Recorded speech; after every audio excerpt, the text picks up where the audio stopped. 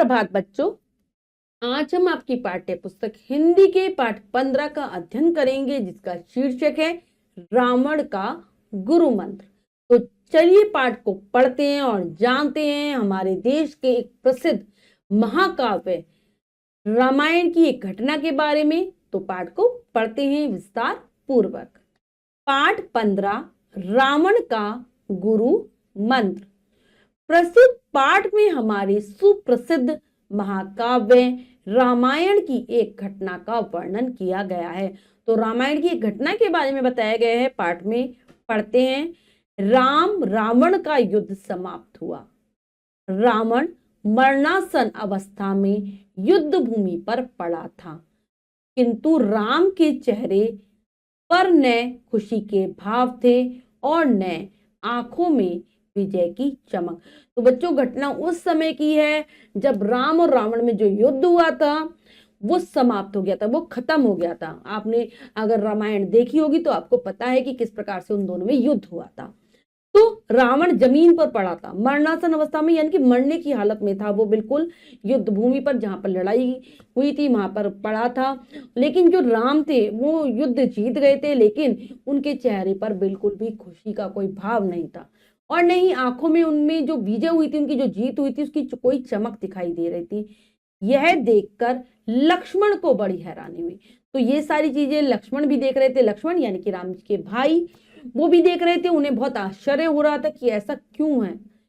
वे राम से कुछ पूछना ही चाहते थे कि राम स्वयं बोल उठे, लक्ष्मण, हमारी विजय अवश्य हुई है, परंतु आज हमारे कारण से यह संसार एक महान पंडित और परम विद्वान से विहीन होने जा रहा है। तुम जाकर उस महान ज्ञानी रावण से गुरु मंत्र प्राप्त करो। तुम जाकर उस महान ज्ञानी रावण से गुरु मंत्र प्राप्त करो।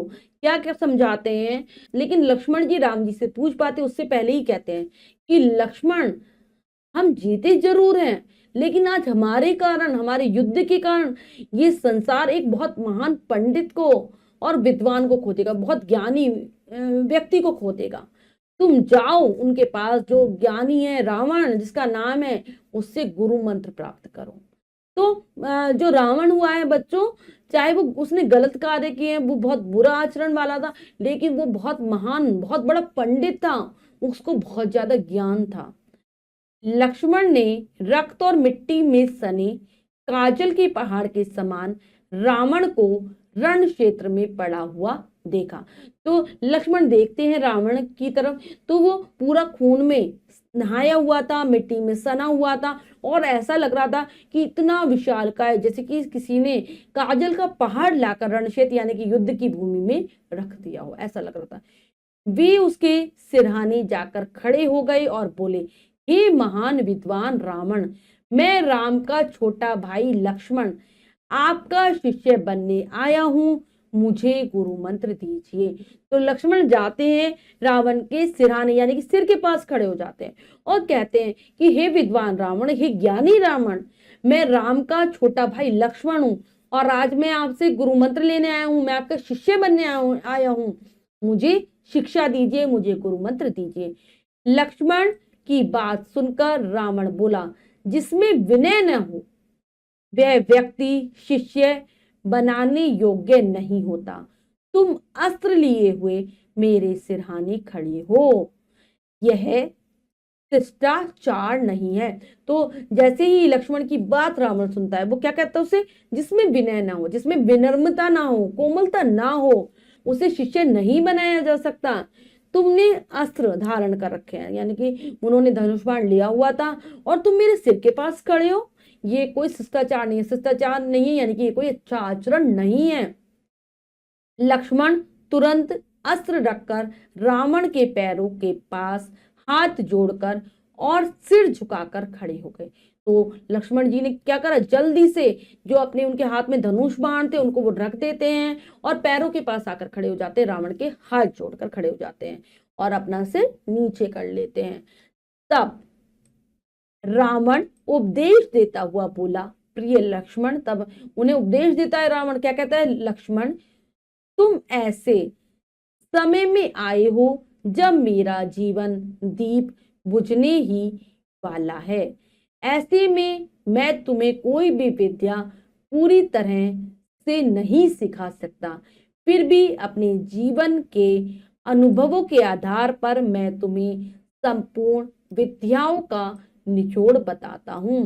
तो क्या कहता है रावण लक्ष्मण से कि तुम ऐसे समय पर आए हो जब मेरी मृत्यु होने वाली है, जीवन दीप बुझने वाला है, मतलब मेरी मृत्यु होने वाली है, और मैं कोई भी विद्या, जो मेरे पास ज्ञान है, वो मैं तुम्हें पूरी तरीके से नहीं सिखा सकता, लेकिन मैं तुम्हारे लिए ये कर सकता हूं, जो मैंने अनुभव किया है अपने जीवन में, जो कुछ भी देखा है, जो शिक्षा ग्रहण की है, जो ज्ञान प्राप्त किया है, उसके आधार पर जितनी भी मेरी विद्याएं हैं उनका निचोड़ बताता हूँ। निचोड़ मतलब सार, मतलब संक्षेप में उनके बारे में आपको तुम्हें बताता हूं।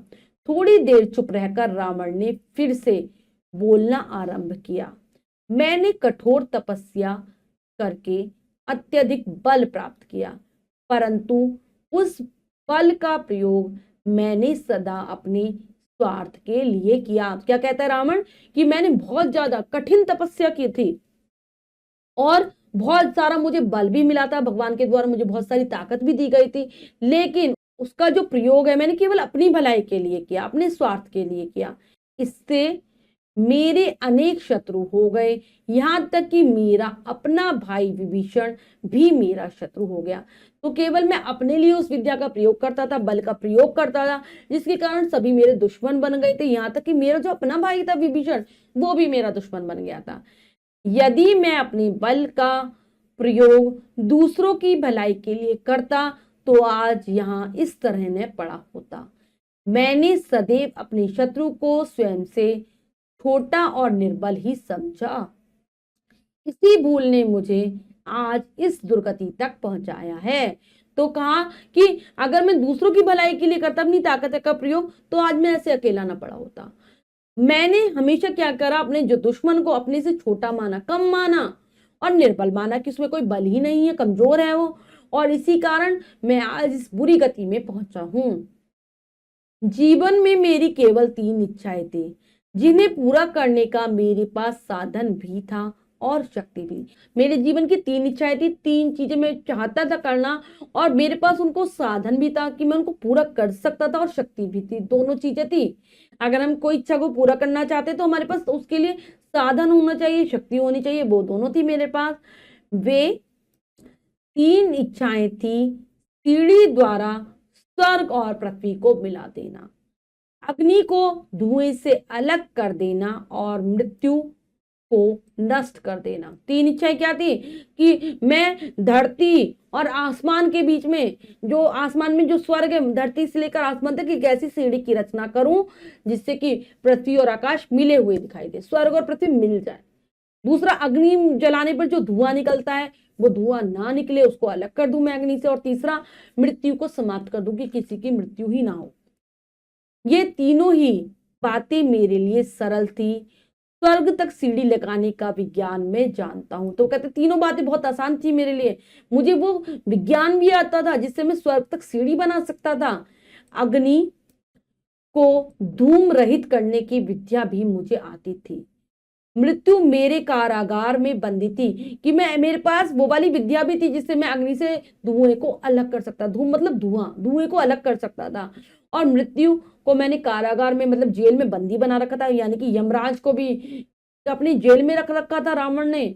मैं जब चाहता उसे नष्ट कर सकता था, परंतु मैं हमेशा यही सोचता रहा, जल्दी का क्या है, ये काम मैं कल कर लूंगा। वह कल कभी नहीं आया और आज मेरा काल आ गया। तो मेरे पास सारी विद्याएं थी, सब साधन थे, लेकिन मैं यही सोचता रहा कि जल्दी क्या है, कल कर लूंगा, कल कर लूंगा, लेकिन कल कभी नहीं आया मेरा, क्योंकि कल कभी नहीं आता, और सोचते सोचते मेरा काल आ गया। मेरा यह गुरु मंत्र सदैव याद रखना कि व्यक्ति को आज का काम कभी कल पर नहीं छोड़ना चाहिए, शत्रु को कभी छोटा नहीं समझना चाहिए, और अपने बल तथा विद्या का सदैव लोकहित में ही उपयोग करना चाहिए। तो क्या 3 शिक्षाएं दी, क्या 3 गुरु मंत्र दिए कि कभी भी आज का काम कल पर ना छोड़ो, क्योंकि कल कभी नहीं आता। और अपने शत्रु को कभी भी अपने से छोटा कमजोर मत समझो, और जो तुम्हारे अंदर विद्याएं हैं, बल है, ताकत है, उसको लोकहित में उपयोग करो, मतलब दूसरों की भलाई के लिए उसका प्रयोग करो।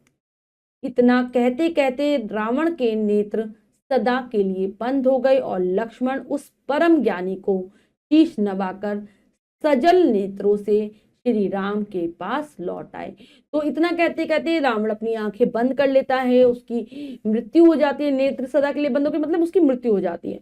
और लक्ष्मण उस परम ज्ञानी विद्वान रावण को अपना शीश झुकाते हैं और आंखों में पानी लिए राम के पास लौट जाते हैं।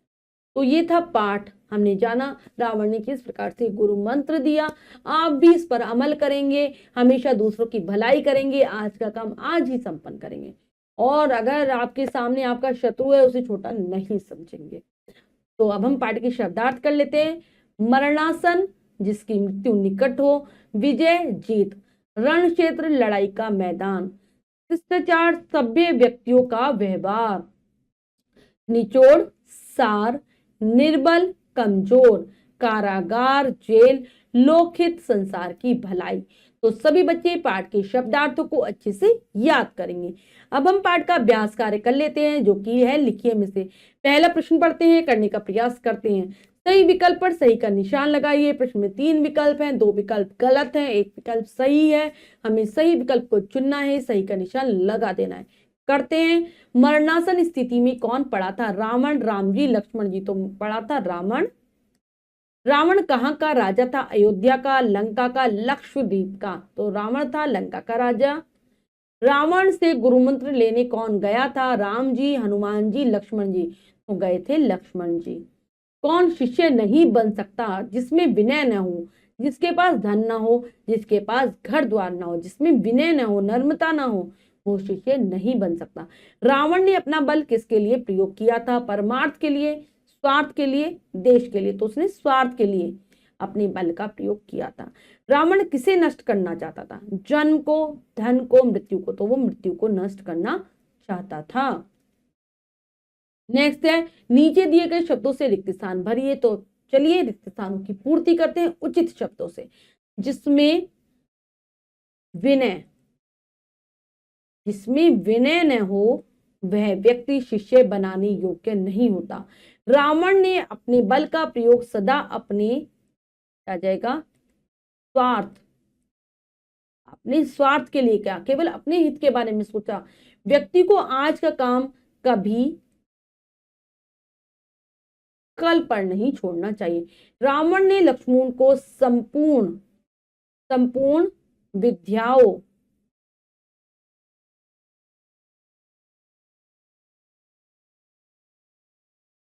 संपूर्ण विद्याओं का निचोड़ समझाया।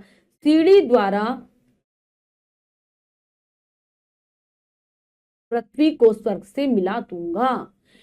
तो ये हो गया पूर्ण। इसके बाद अगला प्रश्न है, सत्य कथन पर सही तथा असत्य कथन पर गलत का निशान लगाइए। तो बच्चों यहाँ पर जो वाक्य दिए गए हैं हमें बताना है कौन सा सही है, कौन सा गलत है। करते हैं। राम जी ने लक्ष्मण को महान ज्ञानी रावण से गुरु मंत्र प्राप्त करने के लिए कहा। बिल्कुल सही। राम जी के कहने पर लक्ष्मण तुरंत रावण के पैरों के पास हाथ जोड़कर खड़े हो गए। नहीं, वो सिर के पास खड़े हुए थे। रावण ने कठोर तपस्या से प्राप्त बल का प्रयोग सदा अपने स्वार्थ के लिए किया। बिल्कुल सही। रावण ने सीढ़ी द्वारा स्वर्ग और पृथ्वी को मिला दिया। नहीं कर पाया था ये कार्य वह। अपने शत्रु को स्वयं से छोटा और निर्मल समझने की भूल ने ही रावण का विनाश किया। बिल्कुल सही। तो बच्चों ये कार्य हमने पूर्ण कर लिया है। इसके बाद जो भी कार्य दिया गया है आपको स्वयं करना है सुंदर अक्षरों में अपनी अभ्यास पुस्तिका में। बच्चों आज हमने पाठ के माध्यम से जाना कि किस प्रकार से हमें कभी भी अपने शत्रु को निर्बल नहीं समझना चाहिए, आज का काम कल पर नहीं छोड़ना चाहिए, और हमेशा दूसरों की भलाई के लिए कार्य करना चाहिए अगर हमारे पास शक्ति है, धन है, बल है तो। आशा करती हूँ पाठ बहुत अच्छे से आप समझ गए होंगे। फिर से जरूर पढ़ेंगे, शब्दार्थों को याद कर लेंगे। मिलते हैं अगली कक्षा में नए पाठ के साथ। तब तक के लिए स्वस्थ रहिए, प्रसन्न रहिए। धन्यवाद।